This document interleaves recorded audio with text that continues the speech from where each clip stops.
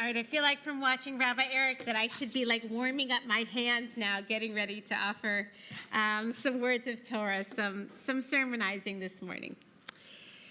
So I am the first one to go to the worst case scenario. If a child has a runny nose, COVID. If Eric is 5 minutes late coming home from shul, a car accident. If somebody in my family gets a bug bite, I'm sure it's Lyme disease. And if a congregant has some kind of unspecified fever, meningitis. You name it, I can go there. Don't get me wrong, I know that there is something self-protective about having this way of thinking. If I brace myself for the worst, at least I'll be prepared to tackle what comes. And if it doesn't happen, I'll be relieved. And as a rabbi nearing the age of 50, let's be honest, I have seen worst case scenarios unfold. And at this point, I'm more prone to thinking, why not me, than why me? But our tradition actually discourages this kind of thinking, despite the fact that it feels so Jewish.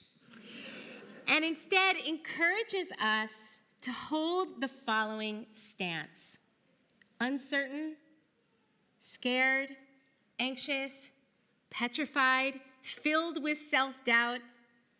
Pause. Breathe. Consider the possibilities wisely, and then take the next best step. So one of my favorite stories in the Torah comes from the book of Numbers. God commands Moses, saying, "Send scouts, one from each tribe, into the promised land, and let them return and report back what they find as you prepare to go into the land of Israel." So 12 scouts went out into the land, and only Joshua and Caleb returned with a favorable report. The other 10 entered the land and brought back a message of hopelessness, filling the hearts of the entire people with fear and self-doubt. And this is what they said: "The country that we traversed and scouted is one that devours its inhabitants. The people we saw there are giants. We looked like grasshoppers to ourselves, and so we must have looked to them. Lo nuchal, we cannot do this," they said. The people's grief and fear were so great that the future itself seemed unimaginable. And they said to each other, "Let's go back to Egypt." Like me, maybe you can look back on this year and remember at least one time when you found yourself in the mindset of those 10 scouts who said, "The journey to the promised land, whatever that symbolically means for you, is simply too hard. I don't have what it takes. They will eat me up alive. It's just, I don't stand a chance. I'm doomed." And when our fears threatened to overwhelm us, we found ourselves saying, "Let's go back to Egypt." I had this very thought over the summer on vacation with Eric as we reached the summit of one of our epic hikes in the Canadian Rockies. It was one of those hikes where you reach the top of the mountain and the trail actually continues on a different path, taking you back home to the trailhead in a loop. But it was a quiet day on this particular mountain, and while there were a few folks that we passed on our way up who were doing like an out and back version of the hike, we wanted to do the loop. And when we reached the summit, we were not able to find the continuation of the trail. And not only that, it was one of those summits where you feel like you get to the top of the mountain, and if you don't find the trail back home quickly, you might actually fall off.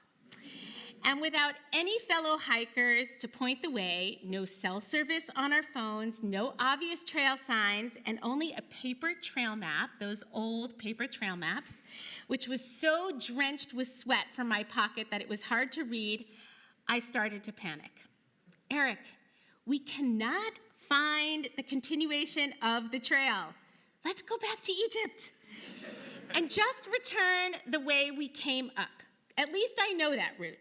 The descent would literally be so steep that I would have to go down on my tush. I am not kidding. But at least it's a road I've traveled before. But Eric was unconvinced. He said, stay there. Let me just go a bit farther and see. So there I hung at a 90-degree angle from a tree, literally, and waited. I contemplated coming home as a single parent. I contemplated coming home as a solo rabbi to this congregation. It was not pretty. I felt like a grasshopper compared to that mountain, and my fears threatened to overwhelm me. And then I heard Eric's voice. Jay, you can do this, vatuchal. We haven't even fully tried yet. Let's just go a little farther.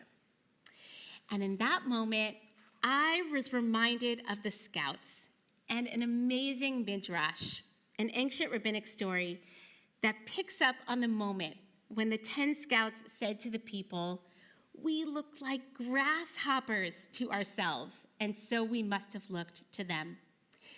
So just like Eric invited me, begged me, to reconsider my calculations, this midrash invites us to reconsider our line of thinking when self-doubt takes over. Here's how the midrash imagines the conversation between God and the scouts. Hey you, scouts, God says, do you hear what you have just said? I will tolerate you saying we looked like grasshoppers to ourselves. But I take offense at you asserting that we looked like grasshoppers in their eyes. How could you possibly know how you appear in their eyes? How could you possibly know what they think of you? Perhaps you appear to them as angels. In this brief imagined exchange between God and the scouts, the midrash underscores the insidious nature of self-doubt, the way we can mistake it for the truth, and the way our own anxiety can actually become a land that devours its inhabitants, the way our own false assumptions get in the way of our path forward. So there we were, Eric and I, seemingly alone on top of this mountain, uncertain of where the new trail would begin, and Eric determined not to go back from where we had come. And along came David. David was a lean 50-something guy carrying a mountain bike on his shoulder. I do not know how, because I could barely carry my own body. He was an angel on our path who would point us the way home. I said to David, I am super frightened. Are you sure this is the continuation of the trail? I have children to come home to. And he said, you're braver than you think. You gave birth, right? I said, yes, 3 times. Okay then, just keep going. You can do this. And as he slinked off into the tree line on yet another path, carrying his bike on his shoulder, I found myself both utterly annoyed at Eric for pushing me way past my comfort zone and increasingly hopeful that we might actually get down this mountain alive.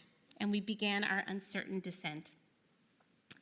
The Midrash insists that the antidote for self-doubt and paralyzing fear is cultivating the capacity to open up a little bit of space between our inner experience and our outer reality. This is the vital, life-giving force and space of breath and imagination, of wonder and of hope. In this little space, we have the chance to discern whether doubt actually means don't, or if the spiritual invitation is in fact to proceed, despite our worst fears. That voice, that still small voice, in my experience, is the voice of God. On that summer day, while I clung to the tree at a 90-degree angle, I heard that voice in the form of a stranger named David and my amazing husband, Eric, saying, I understand that you are afraid. I understand that you are contemplating worst-case scenarios. I understand that you feel small. But take a moment. Leave room for the possibility that your fear is not the whole story. As we all stand on the precipice of a new year, dreaming into the year that's to come, it's easy for self-doubt to creep in. I can't do that. That dream is too big. I don't have what it takes. Or we could put it in the plural. We don't stand a chance. The numbers are not on our side. The task is too big. But the Torah's recounting of the spies reminds us it's okay to feel self-doubt. We don't have to pretend that it's not there. Even Joshua and Caleb, who came back with the glowing report of the land, they didn't refute the report of the other scouts that claimed it would be a formidable challenge to conquer it. But if we can bring, maybe with a little help, a little bit of relaxation, of spaciousness to our experience, especially when we're most afraid, new possibilities can emerge. Maybe I can take one more step. Maybe we can take one more step. Doubting yourself doesn't mean you're going to fail. It usually means you're facing a new challenge and you're going to learn. And in my experience, uncertainty and self-doubt are always precursors to growth. Our boldest intentions for the new year may feel scary, very scary. We may want to turn around and slide back into some version of ourselves that feels more familiar. We may want to go back to Egypt. There will be moments that we feel like grasshoppers in their eyes or our own. But I urge us all to listen for the voice that says, Vatuchal, you can do this, and take the next best step. Shana Tova.